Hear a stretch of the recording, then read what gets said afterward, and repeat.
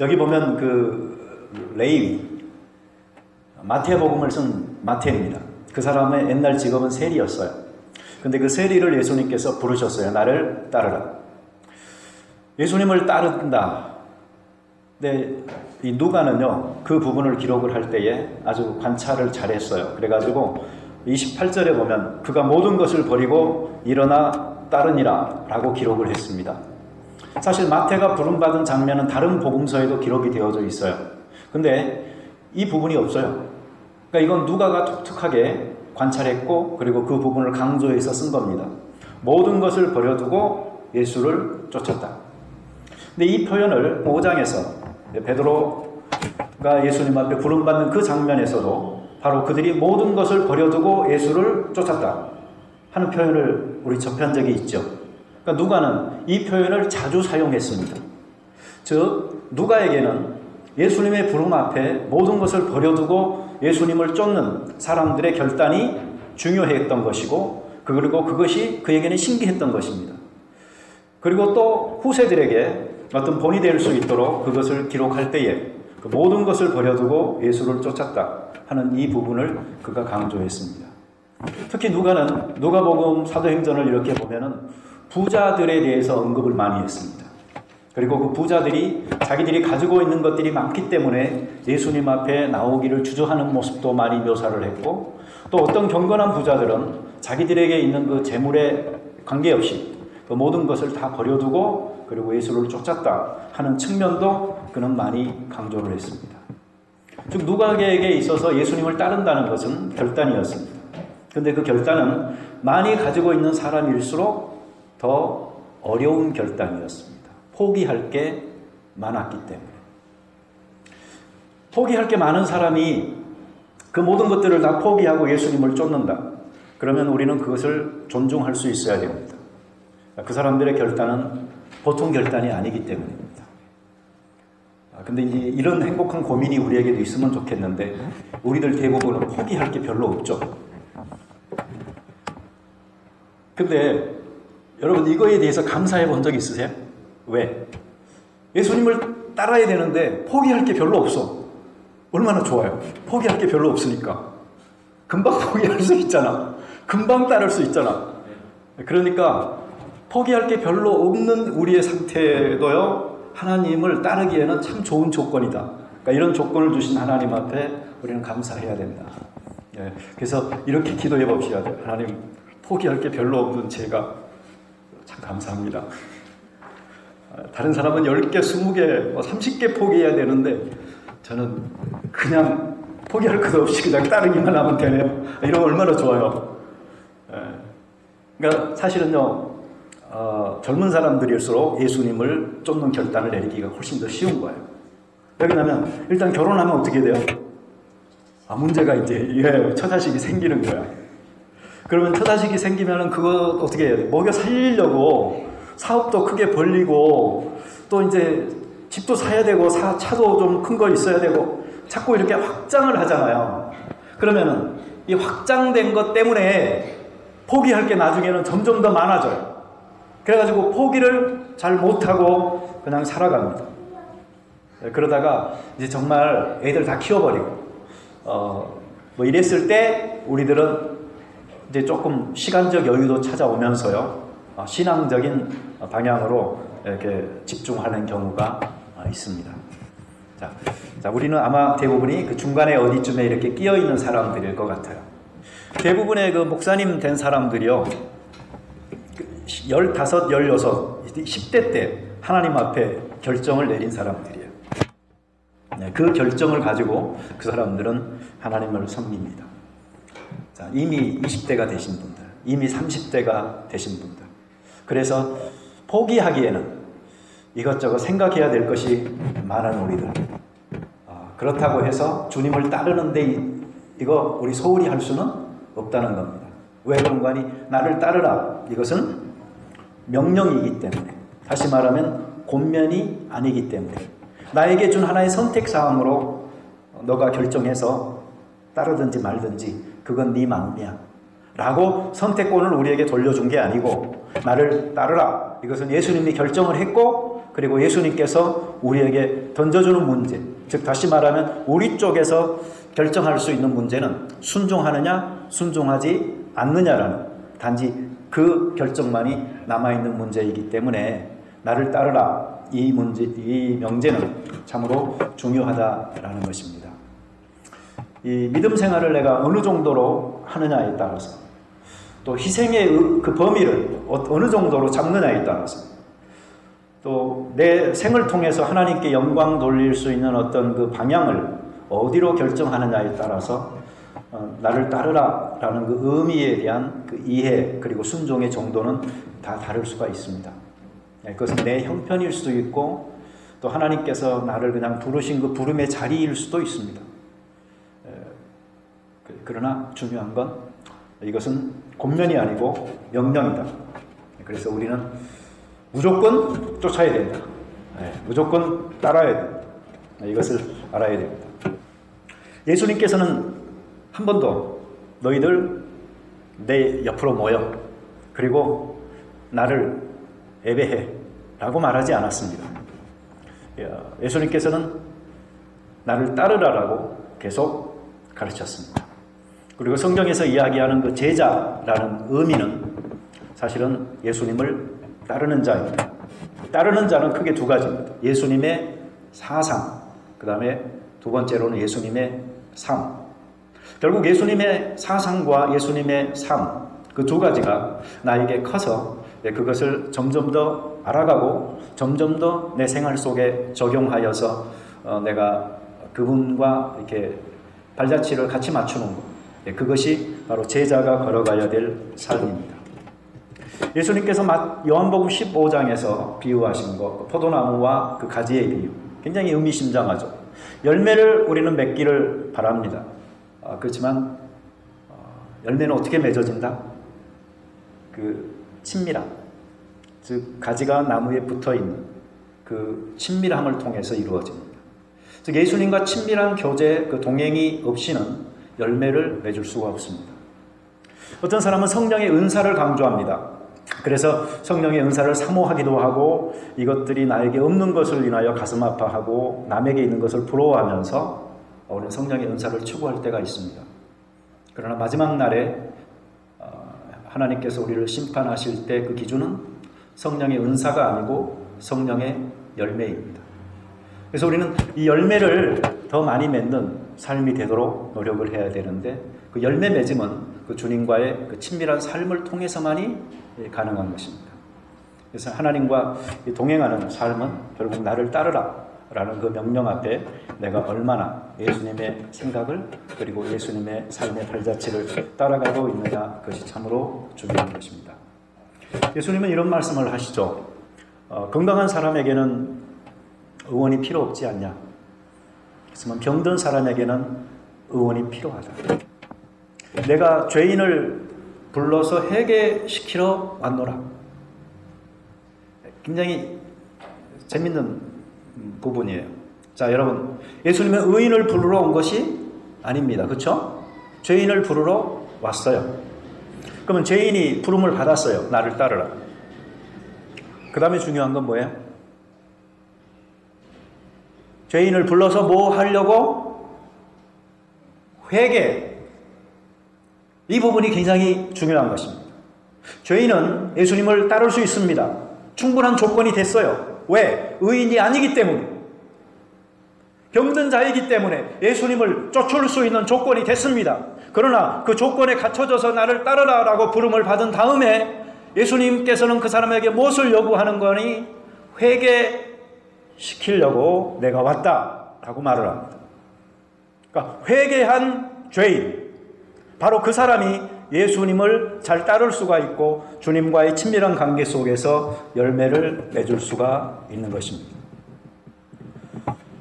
교회가 가장 무서워해야 될 부분은 자기를 의인이라고 여기는 사람들로 가득 찬 교회가 되는 것입니다. 그러나 또 한 가지 교회가 가장 경계해야 될 부분은 죄인들로 부름받은 죄인들로 가득 찬 교회여서는 안 된다는 것입니다. 죄인이었다가 부름받고 그리고 회개한 죄인, 바로 그 사람들이 교회 안에 있을 때에 그곳은 하나님께 부름받은 사람들인 교회가 되는 것입니다. 여러분, 회개하면 우리가 다 아는 바가 뭐죠? 진정한 회개는 머리로 알고 가슴으로 뉘우치고 그리고 손발로 행하는, 그러니까 지정의가 결합된 온전한 인격적 변화로 거듭난 사람을 우리는 회개라고 한다. 그것은 신학적으로 굉장히 많이 이야기가 되고 있는 부분입니다. 근데요, 제가 회개를 영어로 repent라고 하잖아요. 근데 그 앞글자 하나하나씩을 내가 써보면서요, 말을 만들어 본 게 있어요. 그게 뭐냐면, repent, 첫 번째 R에는요, 리뷰가 있어야 돼요. 자기 삶을 한번 스크리닝 해봐야 돼요. 내가 지금 살고 있는 삶 또는 살아온 삶을 되돌아볼 수 있어야 돼요. 그게 중요해요. 그러나 대부분의 사람들은 그런 기회를 갖지를 못해요. 왜? 앞을 향해서 뛰어가려고 합니다. 야망, 어떤 목표가 놓여있기 때문에 잠시 순간이라도 자기 인생을 허비하면 안 되는 것처럼 사람들은 어떤 고울에 집중해서 앞을 향하여서 자꾸 뛰어가려고 하지 리뷰하지를 않습니다. 우리는 회개는 바로 자기 삶을 조용히 돌아보는 것을 통해서 가능하다. 근데 하나님께서 그것을 가능하도록 만드는 방법은 뭔 줄 아세요? 실패, 아픔을 우리에게 가져다 주는 것을 통해서입니다. 절망을 부딪히게 함으로 말미암아 잠깐 멈추게 하고 그리고 자기를 돌아볼 수 있도록 하나님께서는 만드십니다. 그런 말 있잖아요. 앞에도 뒤에도 좌우도 다 막혔을 때 그때는 위를 보라고. 그러면 거기에 구멍이 있다. 거기에 살아날 길이 있다는 말이 있는 것처럼 때때로 우리의 삶이 그런 사방으로 우겨쌈을 당하는 그 절망적 상황과 부딪혔을 때 그때 우리는 자기의 살아가고 있는 삶의 방향이 바른 것인지 이게 옳은 것인지 돌아볼 수 있도록 되는 것입니다. 그러니까 성공만이 축복은 아닙니다. 오히려 어려움을 통하여서 하나님께서는 우리에게 새롭게 다시 시작할 수 있는 기회를 주시는 분입니다. 두 번째로 E라는 말은 인카운터, 대면을 해야 됩니다. 대면을 해야 됩니다. 보통 사람들은요, 진실과 만나는 것을 두려워합니다. 자기가 느끼고 있는 부분이지만 그러나 자기의 치명적인 약점, 그래서 누구에게 들킬까봐 조심스럽고 누구가 그 부분에 대한 잠깐의 언급만 해도 내가 피하고 싶어하는 그런 부분들을 우리는 정직하게 대면함으로 우리는 나 자신에 대하여서 보다 더 객관적 입장을 알 수가 있습니다. 제가 자주 이야기하듯이 사람들은 자기를 항상 있는 그대로보다 더 높이 생각합니다. 그렇지만 다른 사람들은 나를 있는 그대로보다는 조금 낮게 평가합니다. 우리의 있는 그대로의 모습을 봐주시는 분, 그리고 언제나 그대로를 인정하고 계시는 분은 바로 하나님이십니다. 그러니까 하나님의 그 정직한 시각으로 나를 볼 수 있는 게 바로 겸손입니다. 누군가가 말했듯이 겸손의 두 가지 반대말, 하나는 교만이요, 하나는 자기 비하라. 있는 그대로의 나보다 더 높이 생각하는 것도 겸손의 반대입니다. 그리고 또 하나는 더 낮게 생각하는 것도 겸손의 반대입니다. 있는 그대로의 나. 그것은 있는 그대로의 나를 항상 보고 계시고 있는 그대로를 거절하지 않으시고 받고 계시는 하나님의 시각으로 나를 볼 수 있는 것. 그러한 정직한 대면을 통해서 우리는 자라날 수가 있습니다. 그 다음에 P, personal decision, regret. 이것들이 우리에게 있어야 됩니다. 개인적인 결단들을 내리고 정말 후회함을 통해서 우리는 고백에 이를 수가 있어야 되는 것이죠. 그 다음에는 이 엘리베이트, 여러분 엘리베이트 아시죠? 엘리베이트 모티브. 뭔가 고양된 어떤 동기에 사로잡혀야 됩니다. 내가 이대로는 아니다. 뭔가 좀 더 나은 것, 좀 더 이상적인 것, 좀 더 하나님을 기쁘시게 하는 것, 그것을 내가 추구하고 살아야지라는 어떤 그 마음의 동기화가 우리 속에서 이루어질 때에 어떤 승화된 동기를 붙들므로 우리는 일어날 수 있습니다. 그 다음에 and new direction, 새로운 방향을 설정하는 것입니다. 누가 그런 말 했죠. 스피드가 중요한 게 아니고 방향이 중요하다. 그죠? 아무리 스피드가 빨라도 방향이 잘못됐으면 잘못되는 겁니다. 그러나 방향이 옳다면 속도가 느리든 빠르든 관계없이 바로 가고 있는 것입니다. 그래서 얼만큼 내가 다른 사람과의 경쟁에서 앞서가느냐 뒤서가느냐가 아니고 내가 얼만큼 바른 길을 향해서 가느냐가 더 중요한 것입니다. 마지막은 T, transformation. 변화되어야 됩니다. 그 변화된 그 모습으로 살아갈 수 있을 그때에 회개가 이루어지는 것입니다. 제가 아까 예배 전에요 찬양하시는데 굉장히 은혜됐어요. 이런 찬송이 있었죠. 사랑과 선행으로 서로를 격려해. 따스하게 보듬어가요. 근데 왜 은혜 받았는 줄 아세요? 그 서로를 격려해에서요 로자가 빠졌어요. 그래가지고 서를 격려해 이렇게 됐어요. 제 이름이 서을식이잖아요. 그래서 사랑과 선행으로 서를 격려해. 야, 너무나 좋은 거예요. 그죠? 뭐예요 카톡이. 그리고 그 이제 왜 따스함으로 이렇게 보듬고 가겠다고 하니까 너무나 좋은 거예요. 네, 여러분 그 말을 내가 그 노랫말에서 로자 하나 빠졌다고 그렇게 혼자 생각하면서 좋아했는데 만약에 실제로 우리가 사랑과 선행으로 서로를 격려한다면 그리고 따스함으로 보듬고 같이 간다면 얼마나 좋겠어요. 특별히 사람으로부터 소외된 사람들, 사랑의 그 주고받는 영역에서 감히 끼지 못하고 밖으로 나가 있는 그 사람들, 어떤 그 경계산성에 있는 사람들을 향하여서 우리가 우리의 사랑을 그렇게 베풀고 품을 수 있다면 정말로 좋을 거다라고 생각합니다. 여러분 고린도전서 13장 여러분들 다 아시죠? 다 아시죠? 근데 저는 갑자기 이런 말을 하고 싶은 게 하나 있어요. 고린도전서 13장이 성경이 그러거든요. 어디 하나가 좋다고요? 거기에 너무 빠지지 마세요. 성경 앞에도 보고 성경 뒤에도 봐야 돼요. 그래서 과연 이게 어떤 그 문맥에서 지금 나와 있는 말인지를 봐야지 바로 이해될 때가 있어요. 여러분 그 고린도전서 12장을 보잖아요. 그럼 사도 바울은 은사에 대해서 계속적으로 이야기를 하고 있습니다. 방언, 예언, 별가지 것들에 대해서 다 이야기하다가 12장의 마지막 부분에서 내가 너희에게 가장 좋은 길을 보여주겠다 라고 말을 하고 그 다음에 13장에 사랑이 등장하는 겁니다.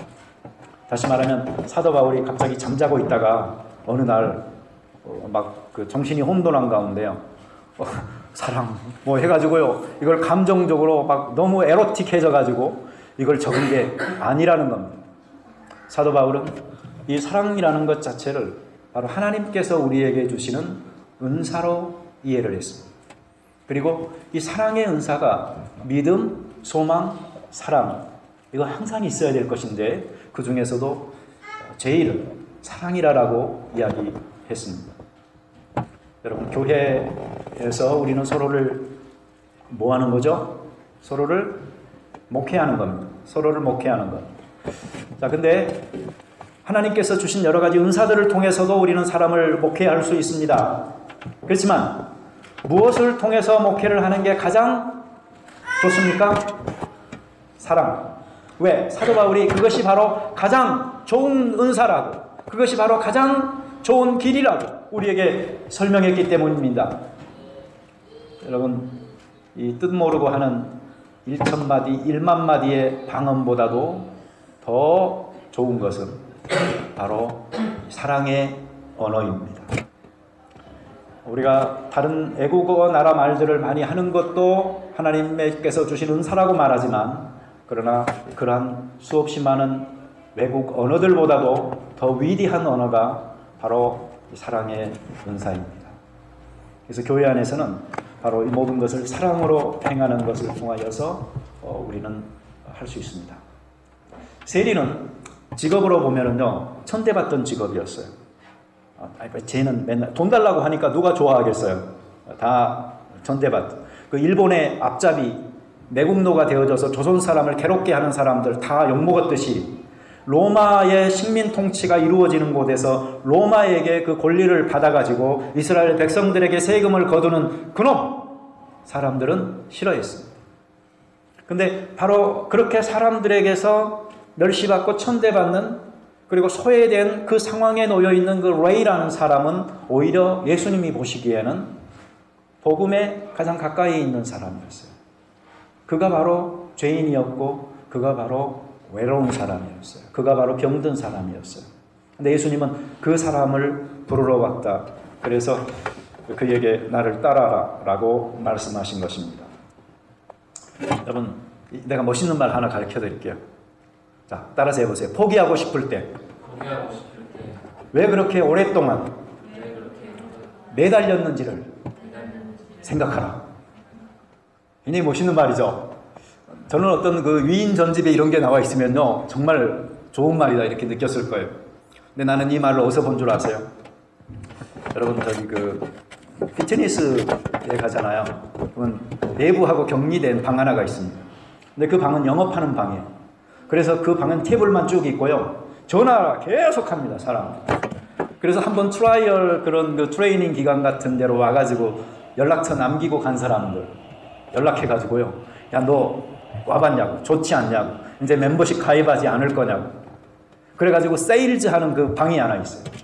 근데 모든 센터들마다 사실은 그 영업팀에서 먹여 살리는 겁니다. 새로운 사람들을 계속. 근데 그 중에서요, 우리는 맨날 가기 때문에 알아요. 어떤 책상에 어떤 사람이라는 거. 근데 그 상을요, 이렇게 많이 받은 사람이 있어요. 실적이 좋아가지고. 근데 그 사람 책상 앞에 그게 써 있어요. 포기하고 싶을 때 왜 그렇게 오랫동안 매달렸는지를 생각하라. 그러니까 이 자기가 이제 해서 멤버십을 가입하도록 적용을 해야 되는데, 하다 보면은 포기하고 싶을 때가 얼마나 많겠어요. 그러나 그때마다 내가 왜 이렇게 오랫동안 이렇게 매달리고 있는지를 생각하라. 그러면 아까워서 포기하지 못한다 라는 겁니다.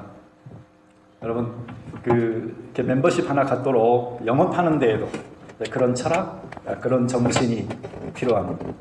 아마 우리가 교회 멤버십을 갖도록, 또는 예수님의 신실한 제자가 되도록 사람을 요청함에 있어서도 이러한 우리의 그 정신이 필요할지 몰라요. 포기하고 싶을 때, 그때는 내가 왜 이렇게 오랫동안 매달렸는지를 생각해 보세요. 그러면 쉽게 포기하지는 못할 거예요. 예. 바로 우리에게 사랑, 그것을 우리가 나눠줘야 될 책임이 있기 때문입니다. 이런 말 아세요? 보통 사람들이 다른 사람을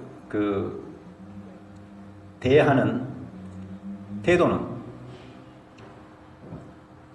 하나님께서 자기를 어떻게 대하시는가, 그것에 대한 반영이다 하는 말. 다시 말하면 하나님께서 나를 어떻게 대하시는가를 어떻게 이해하느냐에 따라서 내가 다른 사람을 대하는 게 달라진다라는 말. 하나님께서 나에게 무섭게 대하세요. 내가 그렇게 느껴요. 네, 그러면 그 사람은요, 다른 사람을 향해서도 그렇게 대합니다. 하나님이 나에게 자비롭고 용서가 많으시고 참 오래 참으세요. 내가 그렇게 느껴요. 그러면 나는 다른 사람에게 대해서도 그렇게 대하게 됩니다. 마찬가지로 하나님께서 나를 용서하셨어요. 그러면은요, 내가 다른 사람을 용서하기가 훨씬 더 쉽습니다. 이렇게 거절당해 본 사람들은요, 다른 사람을 거절하는 일에 쉽게 거절하게 됩니다. 우리는 크리스찬으로서 하나님의 복음은 의인들을 불러서 이미 의인된 사람들이 모여서 의인들의 모임이라고 라벨을 붙이는 것이 아니고 오히려 죄인된 사람들 그리고 병든 사람들에게 초청하고 회개한 죄인들이 되는 경험을 통하여서 감사가 그들에게 넘치는 상태의 사람으로 신앙생활 한평생 하면서 살아갈 수 있도록 만드는, 이것이 바로 기독교 복음이 오늘날 교회에 와 있는 사람들에게 주는 혜택이요, 결과라고 생각하시면 됩니다. 저 크리스찬으로서요, 이 감사하는 그 신앙의 태도를 잃어버리고 있는 사람은 신앙의 그 지금 길에서요 뭔가 잘못 되고 있는 겁니다. 여러분은 이런 말 들어보셨죠? 이 세상에 두 가지 종류의 사람이 있다. 근데 죄가 발견되지 않아서 죄인이 아닌 죄인이 있고, 또 한 그룹은 죄가 발견되어져서 죄인이라고 낙인 찍힌 죄인이 있다. 그러니까 이 세상에 의인은 없어요. 하나도 없어요. 단지 죄가 드러난 사람과 아직 드러나지 않은 사람들이 있을 뿐입니다. 이런 죄인들의 그룹 속에서 누가 누구를 향하여 손가락질할 수 있고 누가 누구를 향하여 돌을 던질 수 있겠습니까? 우리들은 하나님의 그 자비, 그 초청을 받고 용서함을 받은 그 감격적인 삶의 순간을 경험하고 있듯이 그것을 다른 사람들에게 선사할 수 있어야 되겠습니다. 기도. 자비로운 주님 감사합니다. 이 세상은 정말 죄로 가득 차 있습니다. 죄의 물결이 우리를 뒤흔들고 있습니다. 휩쓸려 가기 쉽습니다. 바람 부는 대로 움직이는 풍향계가 되기는 싫습니다. 물결 흐르는 대로 떠다녀야 되는 난파선이 되기도 싫습니다. 언제 어느 곳에 있든지 태양을 향해서 방향을 잡고 따라가는 해바라기처럼 우리는 주님이 항상 어디에 계시는가를 생각하고 주님이 가시는 방향에 대해서 관심을 가지면서 발걸음을 옮기는 주 바라기가 되고 싶습니다. 그리하여 나를 따르라는 주의 이 명령이 순종함으로 예수님이 어떻게 하기를 원하실까 하는 물음을 계속적으로 물으면서 내 생각, 내 계획, 내 야망, 내 의지에 따라서 따름이 아니고 주님에 맞춰져서 살아가는 삶이 되기를 원합니다. 성찬의 떡과 잔을 대하면서 십자가 그 사랑을 다시 한번 접하게 하시고 그리고 그 사랑 앞으로 나아갈 수 있도록 도와주시옵소서. 떡처럼 찢겨지고 잔처럼 쏟아진 예수님의 그 희생의 사랑을 다시 한번 감격적으로 내 삶에 부둥켜 안을 수 있도록 도와주시옵소서. 예수님의 이름으로 기도드립니다. 아멘.